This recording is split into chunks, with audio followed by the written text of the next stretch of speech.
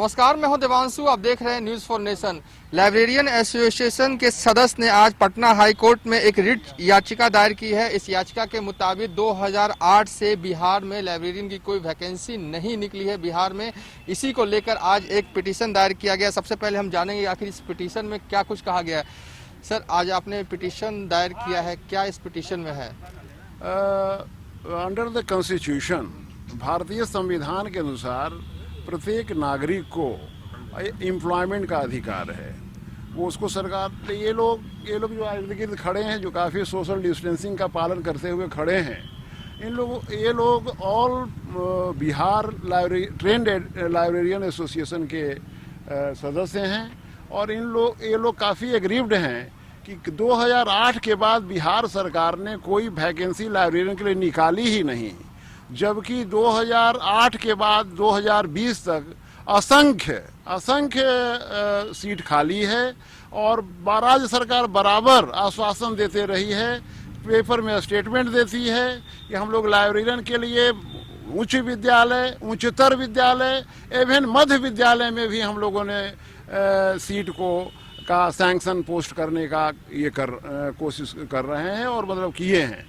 तो इस परिस्थिति में ये लोग कंपेल हो गए। राज्य सरकार के शिक्षा मंत्री से मिले, मुख्यमंत्री से मिले, शिक्षा सचिव से मिले, डायरेक्टर से मिले।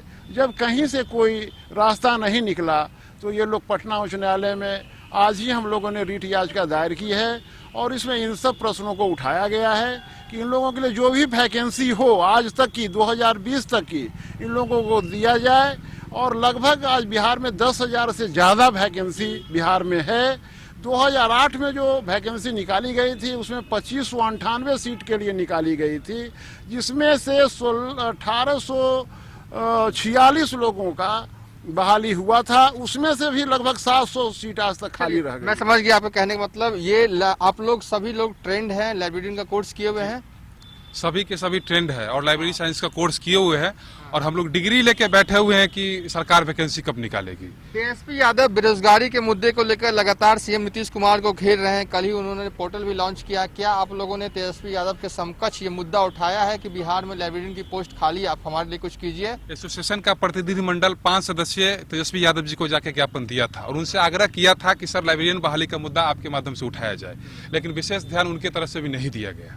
जी अच्छा, हम कुछ और सदस्यों से बात कर रहे हैं। आप कह रहे हैं कि तेजस्वी यादव से आपका प्रतिनिधि मंडल मिला था, इस मुद्दे को उठाया था।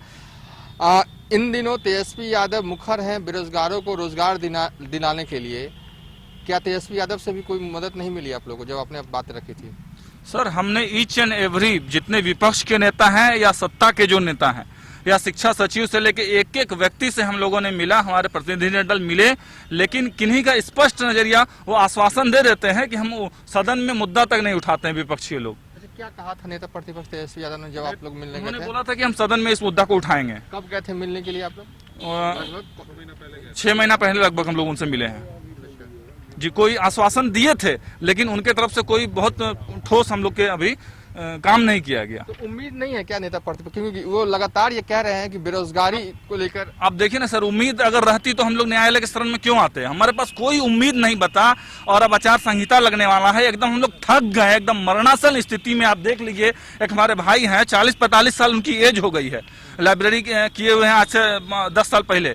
तो अब किस परिस्थिति में हम लोग आ चुके हैं। हम लोग लास्ट में हम न्यायालय के शरण में आए हैं कि देख लिए कि आचार संहिता लगने वाला है। अब ये सरकार जो है ये अब हमारे लिए कुछ भी नहीं करने वाली है। और मैं बता दूं कि मोटी फीस लिया जाता है इनके तरफ से, वोकेशनल कोर्सेज कराए जाते हैं। हमारी ये मांग थी कि या तो आप अगर वोकेशनल कोर्सेज के नाम पे मोटा पैसा ले रहे हैं, आप अगर रोजगार नहीं दे रहे हैं तो बंद करिए इस पढ़ाई को। क्या मतलब रह जाता है इस पढ़ाई का? पक्ष और विपक्ष दोनों से थक हार गए, तब आप लोग आए हैं पटना हाई कोर्ट की शरण में कि हमें नौकरी दीजिए, हमें लाइब्रेरियन बनाइए, पोस्ट खाली है।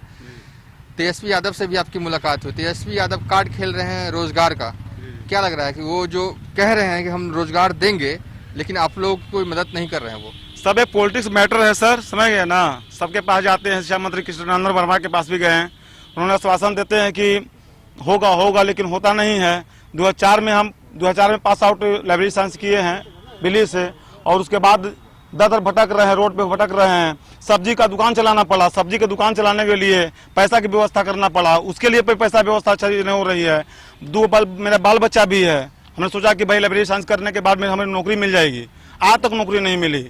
अगर नौकरी नहीं देना था तो सारे जितना कोर्स हो रहा है बिलिस एमलिस जो है सबको बंद कर दिया जाए। चलिए, इनका दर्द है जो अपना बयां कर रहे हैं। आप बताइए, आप लोग भी गए होंगे मिलने के लिए, किस तरह का रिएक्शन रहा था तेजस्वी यादव का? नेता प्रतिपक्ष जब नेता प्रतिपक्ष नहीं हुआ करते थे, माननीय डिप्टी सीएम हुआ करते थे बिहार के, उस समय भी शिक्षा मंत्री हुआ करते थे अशोक चौधरी जी, और उनके कार्यकाल में भी हमने इस मुद्दे को रखा था, हमने अपनी बात को रखी थी, लेकिन कहीं से कोई पॉजिटिव रिस्पांस नहीं मिला।